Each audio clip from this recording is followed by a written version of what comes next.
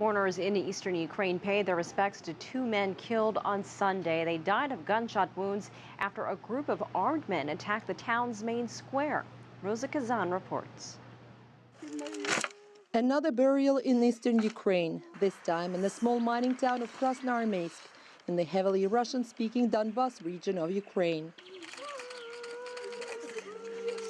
38-year-old Vadim Khudich was one of the two men who died of gunshot wounds Sunday when Ukrainian National Guardsmen opened fire on a crowd outside the town hall. Khudich left behind a mother, wife and two daughters, one of them just 2 years old. This is the moment he died, when armed men took over the town's makeshift polling station for Sunday's referendum. They were confronted by some of the people nearby. In this amateur video shot by eyewitnesses, the townsfolk all appeared unarmed. The local television station Arbita shared it with CCTV.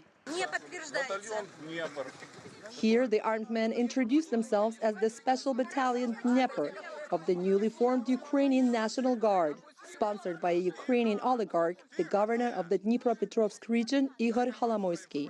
In this video, shot by Arbita's cameraman, one of the armed men says they received orders to prevent, quote, an act of separatism and the breakup of Ukraine. Eyewitnesses said the crowd of local residents got agitated, blaming the guardsmen for interrupting the referendum. This is our land. They took down the flag of the Donetsk Republic and hung the Ukrainian flag. When local residents approached the building, the guardsmen opened fire. At least one man was shot in the foot. We met with Alexei, a retired miner who was at the square that day. He showed us the video that he filmed on his cell phone. Disorderly non-stop shootings began. Vadim hit the ground, and they kept shooting at the heads. Some of the armed men appeared to fire into the air, but one man falls to the ground. Shot in his chin, the bullet went out of the back of his head. A sniper was filmed coming out of the window on the second floor. Khudich died before the ambulance arrived. Ukraine's Interior Ministry says it has no idea who the armed men were, and the battalion commander denied the unit were his men.